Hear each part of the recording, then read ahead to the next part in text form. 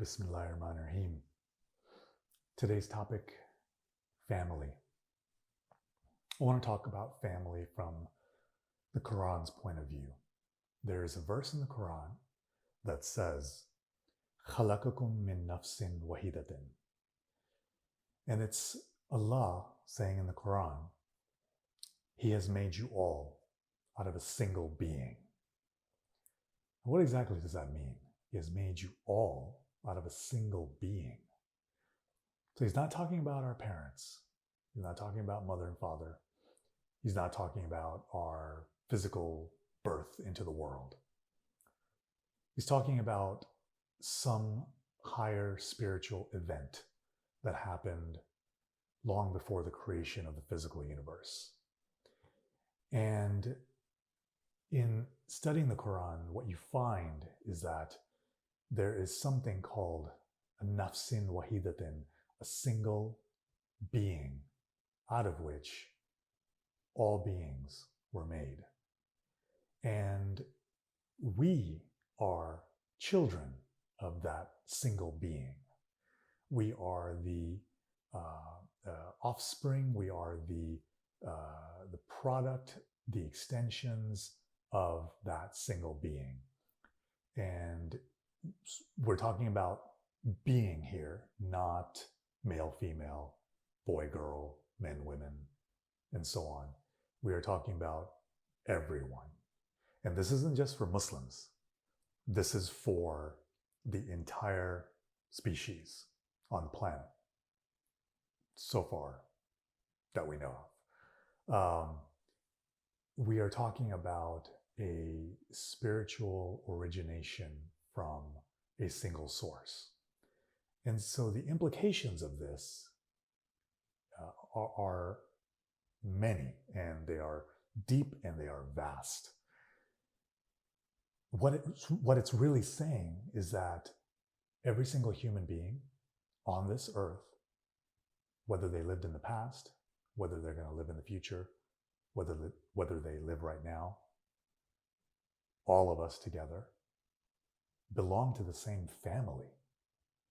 Now, our typical notions of family are blood relations, right?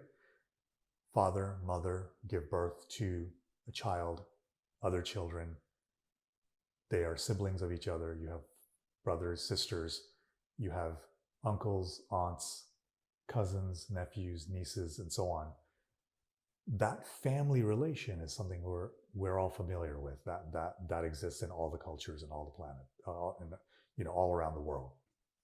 So the spiritual side of this equation is that all those other people that we consider other people, not part of our family, they actually are family. They actually have a familial bond with us on a spiritual level, on a deep ground level. And even though they may not look like us, we may have different skin color, we may have different appearance, we may have different facial features, other features.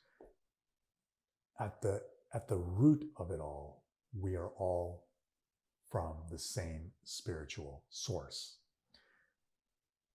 In an ultimate way, in an absolute way, we all come from Allah, because He spoke the word kun, and we all came into being. In a secondary way, He made us all out of that single being, nafsin wahidatin. And we are, in that sense, connected to each other.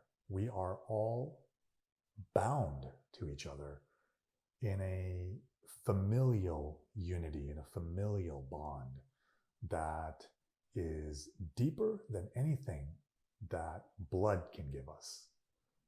And so, we meet people on the street and we think they are strangers, or we meet certain people and we become close friends with them, but we still consider them friends, but they're not blood relations. They're friends. They're one step away. And then we have strangers that are 2, 3, 4, 5, 10 steps away. And things that are happening around the world to other people, we think, oh, it's happening to other people. I don't know them. But what the Quran is saying to us is, خَلَقَكُم مِّن نَفْسٍ وَاحِدَةٍ. He has made you all out of a single being. He has made you all one family. He has made you all united in one tribe, under one banner, under one tent, under one canopy. You are one people. So that oneness is always there. That oneness is something that, sometimes you sometimes see somebody and they are hurting, or they've been in a crisis, they've been in a tragedy, and you feel something for them. And that's your humanity, but that humanity is sitting on top of a spirituality that says, you and that other person are one. You and that other person, on a spiritual level, are completely connected. What happens to them concerns you. What happens to you concerns them on a deep level. Their mind may not register it yet, and your mind may not register it yet with other people, but on a deep spiritual level, you will feel it. You can become sensitive to it. And so what we want to try to do is try to see people as family, not strangers, and not just friends. We literally want to see them as family. And that is a spiritual practice that can help us, especially in a time of crisis. And that is a spiritual practice that is a foundation of our Muslim heritage. Because seeing other people as strangers is not a spiritual point of view. It is a kind of instinctual, defensive, everything happening in the environment is threatening. Other people are strangers. I don't know them. I don't know what they're going to do to me. They might harm me. They might hurt me. That's fine for a kind of immediate moving around in the world, and you don't know certain situations, you don't know certain circumstances, you don't know what's going to happen. That's fine on one level, to be protective of yourself from a boundary point of view. But on a spiritual level, there has to be this recognition that other human being is also a human being. That other human being is also a creation of Allah.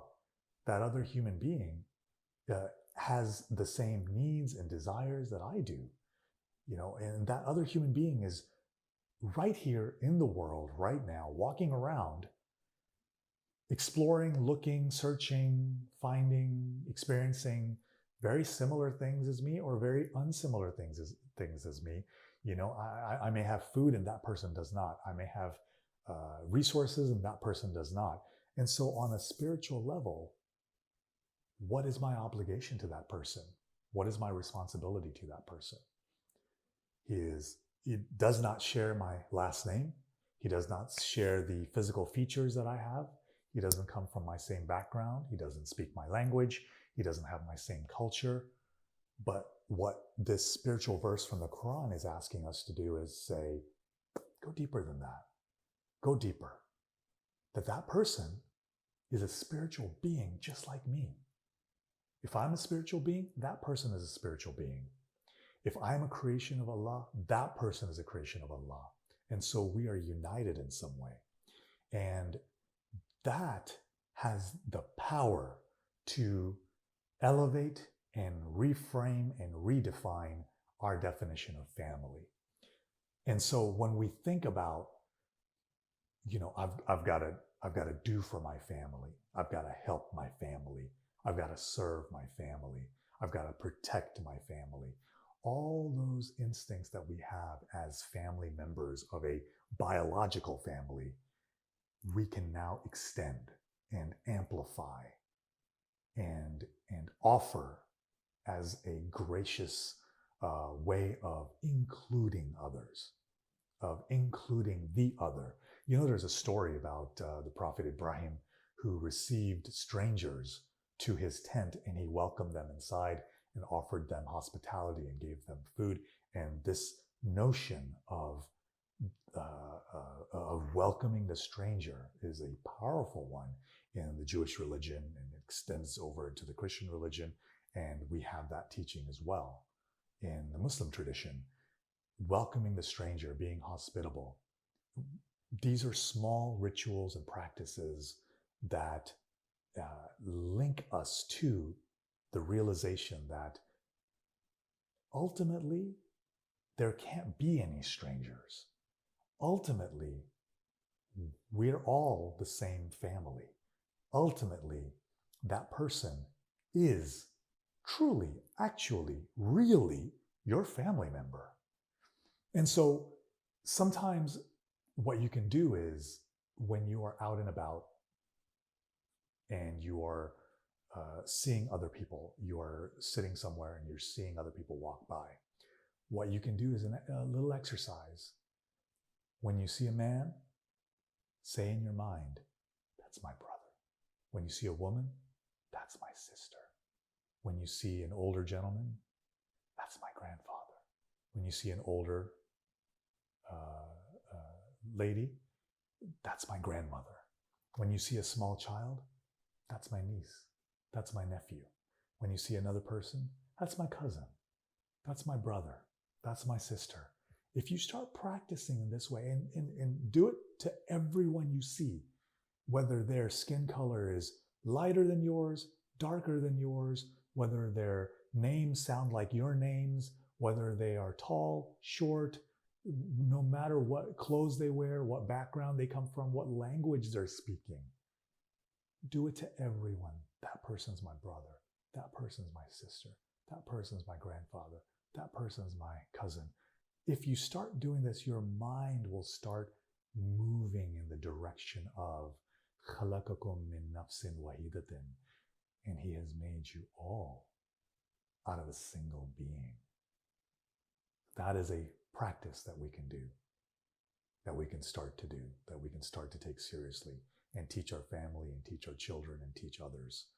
Because right now in the world, we need each other. We are a part of each other. We are this one family. And this is not sentiment. This is not some kind of greeting card. This is not some emotional, superficial recognition of our common humanity. This is not seasonal. This is not about holidays. This is a fundamental truth. It is as fundamental and elemental as spirit, as truth, as reality, as Allah, as Quran, as Prophet Muhammad, as it is as true as all those things, because it is the ground of our relations. So you can see humanity as a kind of tree, coming out, branching out, flowering out from a single source, that single being that was the ultimate origin and source of all of us. And we are united as the children of that being.